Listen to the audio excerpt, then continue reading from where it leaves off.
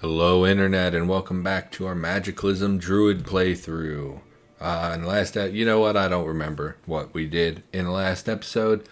Looks like our character is tired. Oh, that's right, we at some point pretty recently were shot in the head, which is, less than the perfect scenario.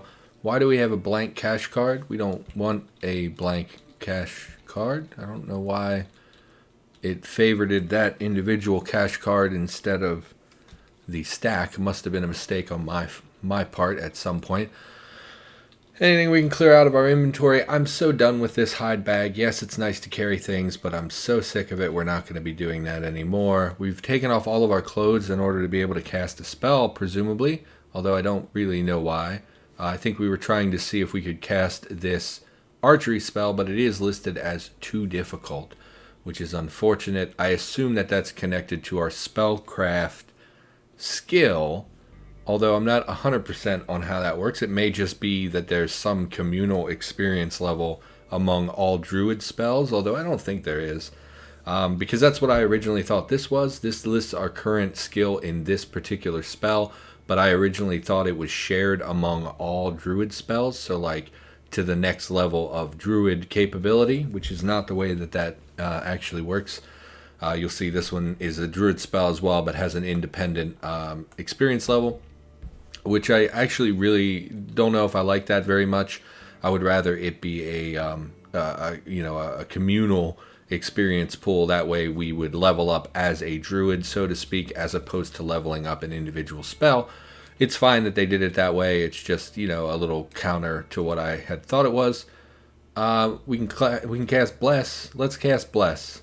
So this is the thing, we currently have 1,000 of 1,100 mana. Mana is a resource that regenerates over time, and anytime you allow a resource to cap out, you're wasting that regenerative ability. So we're about to go to sleep. There's really no reason we shouldn't cast this spell repeatedly, just to get a little bit of additional experience points, because again, we're going to regenerate a lot of this while we sleep anyway. We're failing repeatedly to cast the spell. What is our chance? We have a 36% fail chance, and we failed 4 times. 100 mana. It's not impeded by anything. We'll go one more. There we go. Did they stack? Oh, that's a shame. I thought maybe we would have like 27 strength or something. That's fine. I did not expect them to stack. I know the summoned items and stuff stack, which makes more sense. Yeah, I think we're going to sleep. We appear to be wearing earplugs. I keep forgetting to take them off. That's right, didn't we find bio operators in the last episode that we were like, oh, we should, want to get in the armory, but we're afraid of them? Did we apply bandages recently? Average. So I think we can't do that again. Don't expect any improvement. Again, we could apply disinfectant to speed our recovery a little bit, but we do have a finite supply of disinfectant. We have plenty that we could do that. But we're not in such dire straits that I think that is necessary. Turgid, yeah, we'll just sleep. So I was, of course, we forgot to take our B-Balm. How much B-Balm do we have remaining? 2 charges of B-Balm. I'm so done with this cold. I think that this cold has stupid motorcycle, little dirt bike engine out there. Starting to get really sick of this cold. It's day 9. This is the 9th day that we have had this cold. I actually really hate this particular mechanic in Cataclysm. I've never really experienced it before, but based on what I have seen, which is that you need a cold remedy to sleep, otherwise you will constantly wake yourself up with coughing. That's a terrible mechanic. And then add to this that it has lasted for 9 days. I think that that's absurd. And I really hate that. I know I've done a lot of complaining about it, and some of that is just whiny BS, that you probably have come to expect from this channel. But from a gameplay perspective, trying to be as completely objective as possible, something that prevents you from sleeping because it interrupts you every few moments is a really bad game mechanic, in my opinion. I know a lot of people lately, since... Oh, there goes the turret popping off around.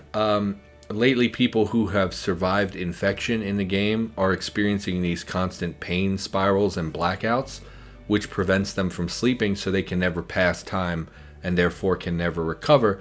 And it's kind of the same thing, except more extreme, because the infection has no cold remedy. You're just stuck until you recover, which is absurd in my opinion. You know, I'm not trying to badmouth the people who implemented it. I'm just saying that anything that continually interrupts gameplay like that, I mean, it's not fun, right? And it is a game. It is supposed to be enjoyable. And we got this cold on day one, which we have no real control over. We went out in the cold, I guess, for like 2 hours, which apparently is enough for you to get the common cold. I suspect that there was some bugginess where our character... How do we do this? Edit player, show health. Our health is currently positive 10. We no longer have radiation, and we have a positive health modifier. So what I think happened is that we spawned, and for some reason our health stat was tanked from spawn. And I don't really know what would have caused that, but I suspect that that's what happened, because I don't think we should have gotten the common cold on day one. What are these? Roasted salsify. Let's eat that. That sounds edible. I actually still don't really remember what salsify is. Probably should cook some more of these veggies. It will also give us a full stomach to have a little bit of these veggies in our belly. Keep using the matchbook. Let's look for veg. Cooked wild vegetables. We'll make 3, I guess. We probably should look at what other wild forageables we picked up that would be spoiling soon. But for now, we will eat these veggies, which put us to full. Again, high volume food, low calorie count food is good for filling you up. We do need to cook this remaining bird egg eventually. The wild veggies are the shortest term thing that we've foraged. In fact, the shortest term thing that we have at all. It's really nice at some point. I don't know if I ever pointed this out. They adjusted this, so now it displays the shortest shelf life food first. Cannot express what a great quality of life upgrade that was, because before we would get like 2 days down here, and if you had a really big list and you had to scroll all the way through, you might not even spot that it only has a few days left. So now food is sorted in this menu by its spoilage date, which is really, really good. So really happy to see that. So here comes the big question of this particular episode, right? In the last episode, we saw some bionic, what are they called? Bio-operators. Very, very scary enemy to experience on like day 5. They were located in this barracks, and then they came. We're not sure if they broke that down. They definitely have the ability to break that down. But we fled immediately upon seeing them. We shut the door behind us. We retreated. We shut these doors as well, just to slow them down if they were pursuing us. And then we went over here, got shot in the head, I believe, and then we retreated to our base. And so here's the question, is that armory, that barracks rather, is guaranteed to have an armory, which will have a lot of material in it, like we've found in our previous episodes, lots of ammunition. Excuse me, hiccups. Hate the hiccups. Let's drop some of this stuff while we're talking. So we know that in the armory is going to be a lot of good stuff, some of which is going to be very, very valuable, some of which is not super valuable. We've picked up plenty of like base guns. What we would be looking for now is maybe a 50 cal or more of these auto shotgun rounds, or any of the caseless rifles, really. I think we did pick up a caseless rifle, which was excellent, which would be the battle rifle here. And the reality is that these weapons do profound amounts of damage, which in the early game is enough to one-shot kill most enemies, right? Like if we remember using the auto shotgun against the soldier zombies, we put them down, basically took them from 0, no damage, to nearly dead in one shot. And soldier zombies are probably the most armored thing you will meet in the early game these days. Although, of course, we're in the lab, so we've seen things like the bio-operator. Normally, you would not come across them if you were out and about, only really in the labs. So more of these caseless rounds pretty much guarantees our survival in the early game up until maybe day 35 or so is when we would start seeing some of the scary evolutions, which is quite a ways away, and we can get a lot done in the next 3 weeks. So not really a concern at the moment. So I honestly, my knee jerk is, hey, let's go fight those bio operators. The problem is, if they get within one tile of us, we're basically dead. Like, there's nothing we're going to be able to do to stop them from really tearing us up. We do have the auto shotgun, however, as well as the flashlight to extend the range that we would be able to spot them at. My fear is that they can run faster than I can. I don't know if that's true. I don't know that any of the baseline enemies actually have a speed stat that is higher than the player. When the player's running, I mean. So I don't know if that's a possibility, but it worries me. What we're going to do, we're going to wield the auto shotgun. How much ammo do we have? 16 rounds is more than enough. I will absolutely... When we fought these soldier zombies, I was reluctant to fire more than one round at them because of the... because they were nearly dead. It felt like wasting a round to double up a round like that. On the bio operators, I would 100% make that choice. They have broken through. They are no longer here. Okay, the further away it is, the better. We can get this up. Okay, not a super great chance of a critical. Hit it for 66 damage, and it's heavily injured. So these are more durable than the soldier zombies. And us firing a shot will draw the other. Please, man, just come back. No. Well, we can't see him. Oh, God. No, let's look what he has on him. 300 Winchester Magnums. I don't know this gun. M2010 ESR magazine. I don't know this gun. We're not going to worry about picking stuff up. Oh, super cool, though. He has... Oh, weirdly, he's wearing 2 MBR vests, which is silly. And because they're made of ceramic and Kevlar, we actually can't... They are made of Kevlar. We're never going to be able to repair them. I don't know. It's still super high protection, even on these severely damaged ones. We may end up taking them just so we have a vest, and if we level up our tailoring, we would be able to take care of that. We would be able to repair that and have ourselves a Kevlar vest, basically. Really was hoping that if I came over here and waited, the other one would step into view. We're going to be very, very cautious. I guess we'll take the time to smash him. We should place a plank over the pit. No. We're just super careful. Okay. Can we fire from this position? We cannot, but we can from here. We're not going to wait for the critical. We're going to take our shot, and then we're going to run away. Yes, I see the bio operator. He is 100. He's getting 100% of my attention at the moment. Safe mode. You don't need to remind me. See if we can wait this time for a critical. And there we took care of that. That was much less scary than I expected. Obviously, in the last episode, I ran away like a coward. We're going to keep the auto shotgun out as well as the flashlight on for the duration of us exploring this barracks, just because they can actually be... There can be monsters inside these barrack rooms that in the previous ones, there hasn't been, but there can be. And I don't want to open a door and find another bio operator and have no gun in my hand. So we're going to keep this out for now. Going to check him. A beret. Classy. I like berets. Another severely damaged MBR vest. These are in worse condition. It is in better condition than those. So the MBR vest here would have higher protection values. Again, we're definitely going to take at least one.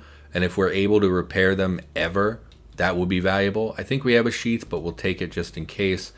Pretty neat. They do have some nice gear on them, like the filter mask and things, which is nice. You don't often see zombies that have really good loot, but the MBR vests are pretty valuable. I'll show you why. So if we go in our inventory and we look for MBR, you'll see we have the ability to craft MBR vests.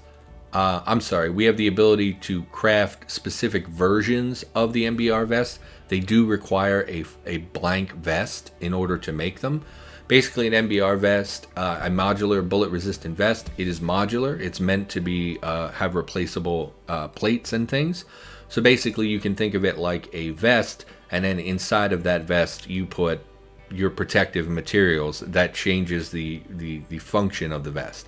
So, for instance, if we have the base level vest is made of Kevlar, if we put Kevlar plates in it, it becomes a Kevlar MBR vest that has this particular protection values. Now the best one, like protection wise, is super alloy, if I'm not mistaken. Oh, apparently hard plates are better. I thought super alloy was whatever. So it looks like hard plates are the best protection values, and you can see the protection values go up, the encumbrance changes, things like that. So that's kind of what we want. We would just be putting Kevlar in it because Kevlar is the lowest encumbrance, I believe, of all the possible MBR vests. Also because Kevlar is the most accessible material. Well, maybe not the most accessible, but we're in these barracks and we can cut up the combat boots for Kevlar plates. So we basically have like a ton of Kevlar plates at the moment. Ceramic is a little bit harder to find. Steel plating is so encumbering it's not worth it. Super alloy is like the lightweight, good protection kind of balance, but super alloy sheets are actually really hard to come by. And then hard plates, I didn't know hard plates were a thing. Apparently they're just hard steel plates, but you'll see their encumbrance is absurd, although they give very high protection. So we would want to collect one of these vests, take it back to base, hopefully be able to repair it, and then place some additional Kevlar in it. And in fact, we're going to unload. Oh, we can't. How do you take the plates out of an MBR vest? Disassemble. 2 ceramic plates, and then does our inventory have the vest in it? Oh, that's unfortunate. So because they're so damaged, taking them apart is not giving us a proper MBR vest, which we would use to replace with Kevlar plates. So that's a real problem. So it looks like we would need to be able to repair them first, which I don't know if we can do that. For now, because we're going to stop sprinting. For now, because of their higher encumbrance values, we're going to head back to base and turn off this flashlight in case there is a turret around. I did see, so I made an experimental Cataclysm video, just went up on the channel today. It's Friday for me. And I mentioned the turret's night vision thing change, but then I saw also that Vormithrax had posted a much better video about specifically about the change to turrets and their lighting. And in his video, he also references that turrets are spawning in peculiar places. Like a turret might have been told to be spawned here. Like let's say, you know, we were up here. The turret was supposed to spawn here, but for some reason it clipped through the wall and might have spawned in this little room. So even though normally a turret would not be in here, if you open the door, there could be one there, which is interesting. That's also kind of what I thought happened up here, because I've never seen a turret out in the open like this. That could just be that I've never seen it before, or it could be that it was supposed to be here and then popped out through some kind of error while spawning. So that's an issue. Also, something I wanted to talk about that I forgot about is that we started the game on day 0. Like if you look, it's currently day 9 of spring. However, in recent changes, recent versions of the experimental Cataclysm, they have changed it to start at day 30 of spring. However, apparently starting on day 30 of spring, this was not broken open when we peaked before. Starting on day 30 apparently breaks monster evolutions, so that's something to be aware of. RM232 is apparently flechette rounds. Flechette rounds, I think, are like super armor piercing. I don't know how much I care about that at the moment. I guess we'll keep picking up holsters. I know we picked up Beautiful Springtime. I think that was this playthrough. I'm always afraid I will mess up and mix them up with my other playthroughs. Are we wearing elbow pads? Elbow pads, okay. Could really do with some knee pads. The knee and elbow pads are excellent protection values because they have 0 encumbrance, which is not super common. Always nice to have something that has 0 encumbrance, basically no consequence to wearing them.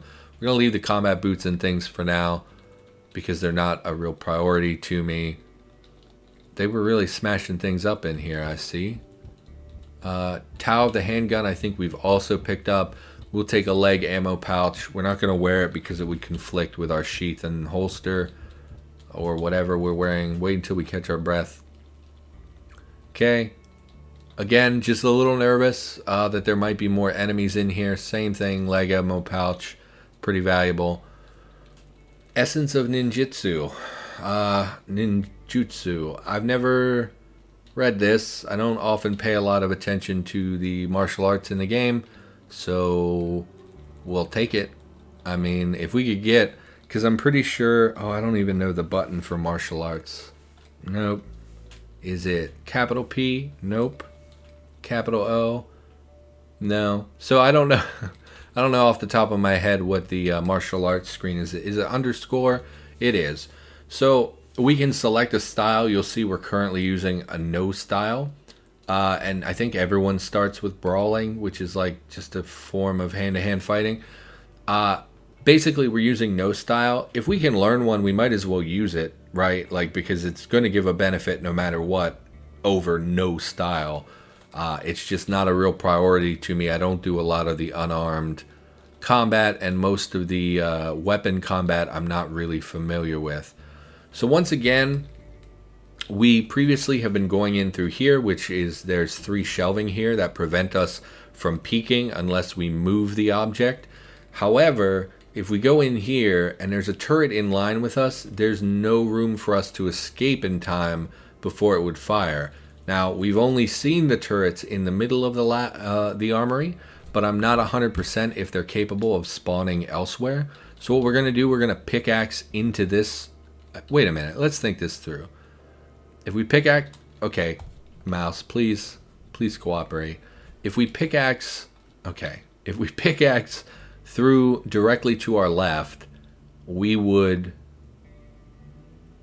be exposed to anything directly in front of us. If we pickaxe down here instead, we would immediately be exposed to something over here. So why don't we pickaxe into the corner, which would put a wall here, and we could peek into that square and get eyes on the room itself. I think that will be okay. I'm going to turn off the flashlight because we're not going to burn charges while we're digging. We'll take a long time to dig through here. Yeah, those... Oh, it was really fast, actually. Those bio-operators went down like chumps. I didn't expect them to go down so easy. But again, this is the beauty of having such a powerful weapon this early in the game. Let's close this, smash the door, stop being a chump. Zombie soldier dangerously close. Yeah, we're gonna stop. I didn't know there could be zombies in there. I guess that means there's no turret in here. Otherwise, it would have made noises and shot at it.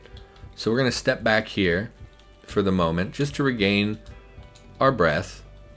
Going to turn on the flashlight again. We're going to go back to wielding the auto shotgun, and then we will swap to the Glock. I don't know.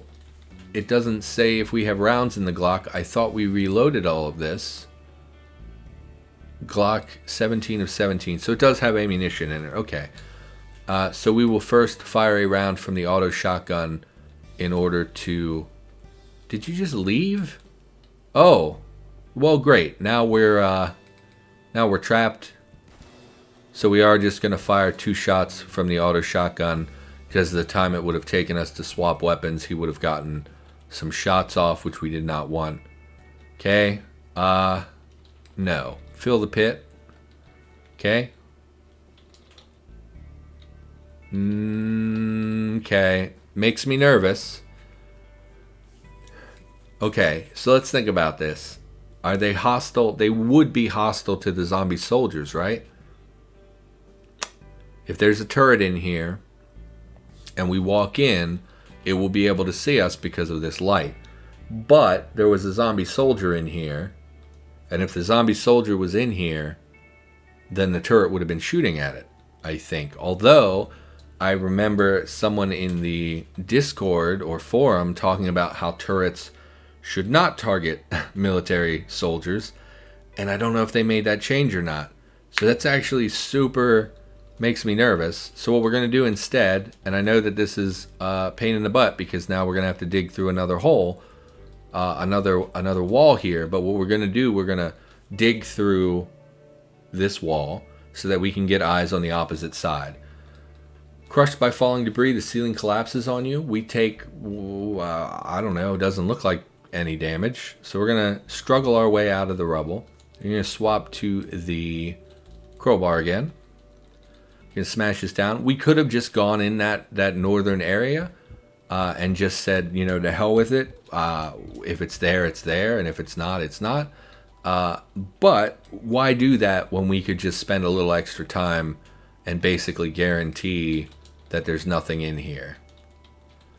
So it does look clear. Everything looks fine. We're going to come in here, turn off the flashlight, and we're going to check these like this. SIG 5.52, some 9mm magazine. We'll take just about everything that we can carry, of course, because it's just easier that way. 8x40mm caseless is fantastic. All kinds of stuff here. Okay. Pick up the caseless. Is this what we need in our shotgun?